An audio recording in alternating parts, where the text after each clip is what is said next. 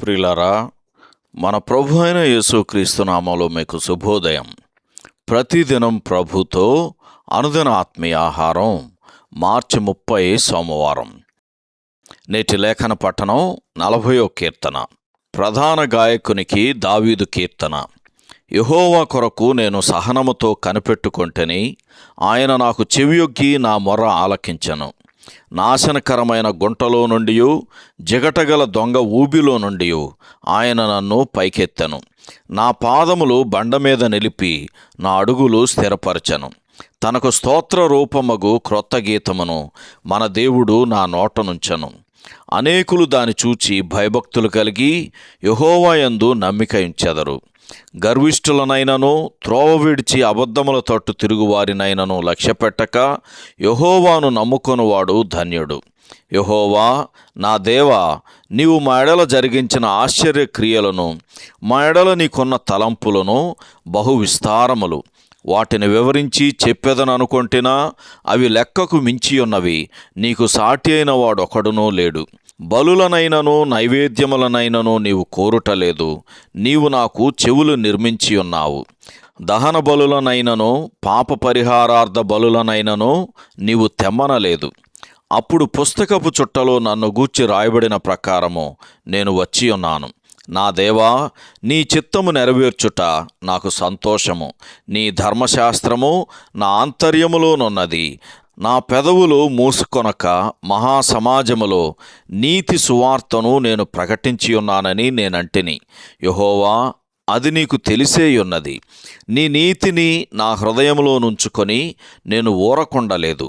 నీ సత్యమును నీ రక్షణను నేను వెల్లడి చేసి ఉన్నాను. నీ కృపను నీ సత్యమును మహాసమాజమునకు తెలుపక నేను వాటికి మరుగు చేయలేదు.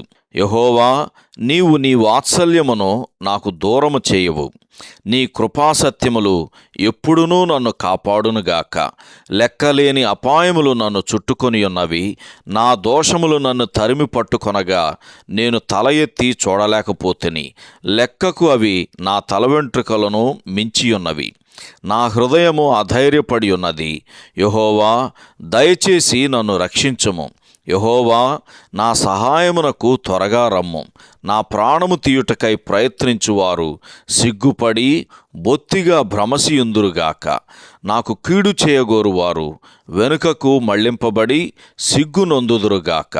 నన్ను చూచి ఆహా ఆహా అని పలుకువారు తమకు కలుగు అవమానమును చూచి విస్మయమొందుదురుగాక. నిన్ను వెదకువారందరూ నిన్ను గూర్చి ఉత్సహించి సంతోషించుదురుగాక. నీ రక్షణ ప్రేమించువారు యెహోవా మహిమపరచబడునుగాక అని నిత్యము చెప్పుకొందురుగాక. నేను శ్రమల పాలై దీనుడనైతిని. ప్రభువు నన్ను తలంచుకొనుచున్నాడు. నాకు సహాయము నీవే, నా రక్షణకర్తవు నీవే. నా దేవా, ఆలస్యము చేయకుము. వ్యాఖ్యానాంశం: దేవుని చిత్తమును నెరవేర్చిన క్రీస్తు. వ్యాఖ్యానాంశం: దేవుని చిత్తమును నెరవేర్చిన క్రీస్తు. వ్యాఖ్యానం: 40వ కీర్తన ఎంతో మహిమాన్వితమైన కీర్తన. ఈ కీర్తనలో క్రీస్తు పునరుత్థానుడైన మనుష్యుడిగా కనబడుచు మన ఎడల దేవుడు జరిగించిన ఆశ్చర్య క్రియలను మరియు దేవుని తలంపులను 4 వరుస చిత్రాలలో మనకు బయలుపరచుచున్నాడు. మొదటిది మనలను నిత్యత్వపు గతములోనికి తీసుకెళ్తుంది. 40వ కీర్తన 6-7 వచనాలు ఈ సందర్భంలో చదవండి. అవే వచనాలు హెబ్రీయులకు రాసిన పత్రిక 10వ అధ్యాయము 5-9 వచనాల్లో ప్రస్తావించబడినవి. పాపమును పరిహరించగలిగిన ఏకైక వ్యక్తిగా కుమారుడు తనను తాను విధేయుడైన సేవకునిగా అర్పించుకున్నాడు. ప్రవచనాత్మకంగా ఆయన నేను వచ్చి ఉన్నాను అని 40వ కీర్తనలో పలకగా, ఎఫెసీ పత్రిక 2వ అధ్యాయం 17వ వచనంలో మరియు ఆయన వచ్చి అని దాని నెరవేర్పు గురించి నిర్ధారించబడింది. తదుపరి చిత్రం ప్రభు అయిన యేసును భూమి మీద ఉన్నప్పటి సందర్భాన్ని మనకు చూపుతుంది.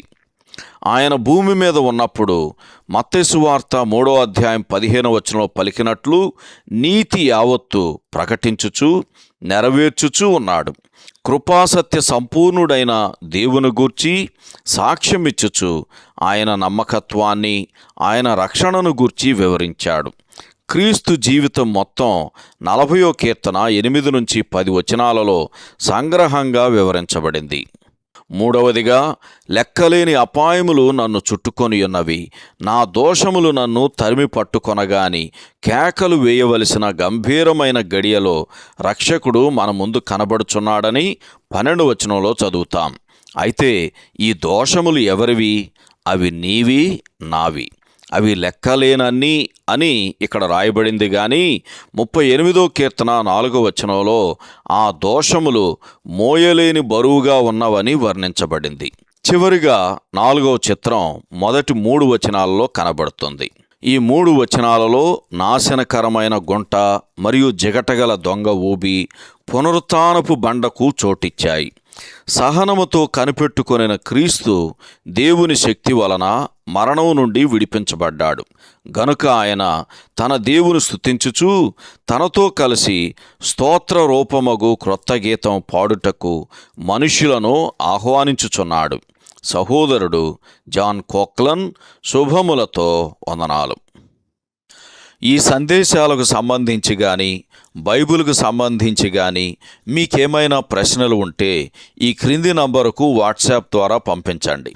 మీ ఆత్మీయ క్షేమాభివృద్ధి కోసం అనుభవజ్ఞుల ద్వారా జవాబులు అందించబడతాయి.